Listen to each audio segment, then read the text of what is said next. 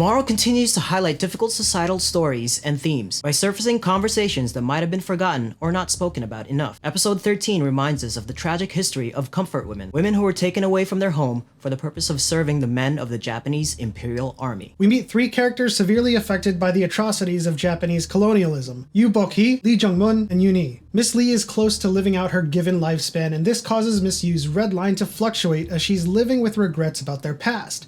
We learn that Yoon-hee, who had suffered greatly during that time, had become a Reaper, thanks to escort leader Jungil. After Miss Yu reconciles with Yoon-hee, Miss Lee is able to pass peacefully, as she is reassured by Jinwong, who also happens to resemble a Korean soldier who saved them. They're reunited in Jumadong and finally have their peace. But their story and the truth of those times will never be forgotten. Going into episode 14, we, along with Jinwong, are finally ready to explore the pain of Miss Koo as the director plunges him into her previous life. This confirms our theories and also provides some much needed context around the incident. Ryon and Jungil were in fact married, as we have theorized previously. However, the conflict we sensed from the brief flashes of the past we witnessed had never been between them personally. As the later Jin invade Joseon, Jungil is forced to fight on the front lines. Their home is attacked, resulting in many women being taken by the barbarians. As Ryon and her aide, Guptan, find a chance to escape, they find a country that is not so welcoming. As we exit a story about the horrors of Japanese colonialism, we enter a story about the terrible nature of Korea's own history. Rumors start to spread about Ryon and the survivors being shameful and unclean, having lost their virtues. Rumors that Ryon was even carrying a barbarian's child, even though she had not been pregnant for over a year since the incident. Ryon loses Guptan in a horrible marketplace stoning and gets injured herself. It's in these rumors, added on top of pressure from the mother of Jungil, who seeks to save face, that causes Ryon to take her life. But not before Jungil goes on a manhunt for those who insulted her, and thus all our fragmented visions lead up to this moment. So episode 13 and 14 of Tomorrow is here, and we finally get to take a look at this incident between Jungil and Ryon that has been haunting us from the beginning of this series, and we finally find out what happened. Yeah, in the latest episodes, we get taken back all the way to Japanese colonialism and how terrible that time was, and then we get taken back into the Korean history and how terrible that time was. I mean, everybody back then just seemed to be douchebags to each other. We got England with its wars with Scotland and Ireland and all of Europe, and then Japan with its warring states, Korea with its warring states, China with its warring states. Everybody's at war. Everybody's at war, but the worst part about this is the people of Korea having to spread those rumors about Ryon that, you know, it's like, I don't understand, like, the mob always seems to have this power over everything else. Yeah. When we're talking about Saguk, that era of, like, you know, we call it like historical drama and historical romances, but like the rumors end up costing lives. Absolutely, and it reminds you of high school bullying, except in a different time. You know, we have people starting rumors and gossip in high school, and it affects their lives just as much. But in this case, we have people who are survivors of an attack. Yeah, it's terrible. From another country, and they survive. They return, and the guards are like, "I'm sorry, like, take another step and we'll have to kill you because you could be spies." I just hated that fact where, you know, the country had betrayed them, basically. And even those rumors causing several noble women to take their own lives as well. And we lead into this kind of sequence of events where Ryon is deeply hurt because she just lost her best friend for life, and Jungil goes on a killing rampage. Yeah, and we find out that this is how everything fits together. We see them as kids, and we see how she's returning to Korea, and Jungil saves them from being killed by the gatekeepers. And then we get to see the marketplace stoning where she gets injured, and how it led her to that first instance where she has like a piece of glass in her hand, and Jungil is trying to stop her. And finally, since that incident, since stopping her there, that's when he went on that rampage. And then we get that scene where she's like, "Is this how you were taught to wield your blade?"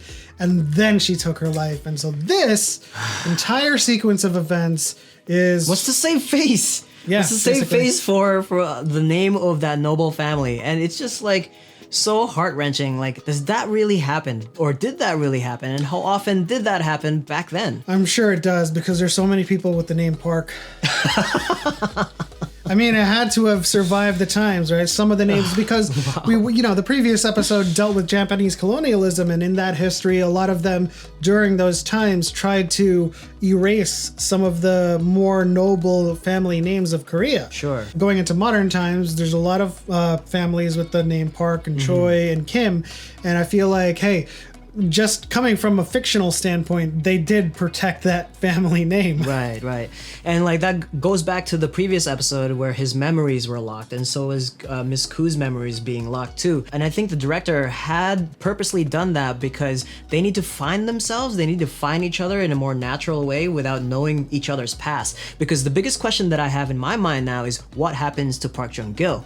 After she dies, what does he do? Like, how does he end up becoming a Reaper, or is his life even more tragic? Does he take his own life as well? I'm pretty sure that's where this is leading to. And like you said, with the director saying that they should find each other in some other way, it's weird because when you take your own life, you sever the fate that connects you to the person you love. And so Ryon has the thread around her wrist that symbolizes that. And I suppose, given Ryun's like denial of being in his memories, she's trying to kind of avoid that thing where he remembers that the thread between them has been severed and they severed it together. But does she remember him? I'm not sure anymore. Yeah, like I don't know if she remembers him. And maybe the whole thing here is to find their connection again, right? Like, yes, like they say that you have to save this person, or like they save themselves, but like the thread has already been cut. And so, how does the thread get reconnected? You know what? I'm thinking in episode 15 and 16, which I believe is the final episodes, is that we're going to find out another kind of protocol of Jumadong, where threads that have been severed can be rekindled when they both kind of do their due diligence. Like Jungil has escorted this many number of souls and reached their quota, and Ryon has saved this many souls. You know, I think because the objective that they speak of in Jumadong, or the director speaks of, is that like Ryon has to save someone, and we've been theorizing that it was herself that she needed to save. And so all of the things that have happened thus far under the director has been purposeful to that end. If the end game is for them to find each other, I would say that's my most likely theory, is that their service to Jumadong is the thing that they're working towards to rekindle that thread. They reached some kind of quota, like 1 million souls escorted, 100 lives saved. I mean, listen, the rule about severing threads is just for normal souls, right? I'm pretty sure the rule exists where you join as a Reaper. Yeah, haven't they been breaking all the rules since the drama aired? And that's the one thing too, like I'm very disappointed that the ratings for this drama has just like fallen. Like the ratings are terrible, the netizens have complained about it, but from a Western perspective, like the stories and the episodes that they've shown so far have been very meaningful and very purposeful. Like it's amazing like how they've told these stories in this manner. And so I'm very disappointed to hear those types of like criticisms about this show. Yeah, it could be the subject matter is very sensitive or taboo in the country, or it could just be that, as we've said in the past, every single episode, it just makes you feel bad about how what people have gone through. Right. And not a lot of people like that. They want to feel good sometimes. They want to see the idol kiss the other idol and have happy endings. The romances are like, okay, the drama is that they separate, but they get back together and there's a happy ending. And in this one, hopefully there is a happy ending. But let us know in the comments section below what you think is going to happen between Ryon and Jungil. And what does Jinwong have to do with all of this? I mean, he's trying his best to be friends with Ryon, but now the director has shown, we see, because of the director showing Jinwong all of this past, so why is she showing him? I don't know. I can only theorize because he had like some past life back in the Comfort Women episode, that's true. Maybe he was also involved in a past life with Park Jung-gil. Maybe he has something to do with it, and the trio has finally like kind of like gotten together to like save whatever. I don't know. I'm gonna make a wild guess that Jinwong was probably, maybe like part of one of your theories is that Ryon took her own life while she was pregnant, and that was Jinwong, like one of his previous lives. And so I'm thinking that Jinwong may be involved in that way, his previous life taken away from him because they ended theirs prematurely. Ooh, maybe we haven't seen it yet. Maybe we haven't seen what actually happened at the end of the episode because she was found dead, but we don't know. Like the mother was kind of like scheming and conniving and like worried about her reputation. So there's possibility. There's some possibility there. And so you know, my theory, I don't have a theory really. Like I think maybe he was one of the guards. I think Jinwong was involved in some capacity, but we don't know that yet. I think in the next final 2 episodes, we'll find out what his involvement is, because there's a connection between these 3 characters, and it's important to know what happens next. And like, how does Jinwong go back to his body, you know? So. Exactly. I mean, the series started with Jinwong's involvement just being, you know, a freak accident. He's in a coma. And then now he needs to do this temporarily. And so we're finding out since episode 13, you know, he was connected to the 3 women that were suffering during the colonialism.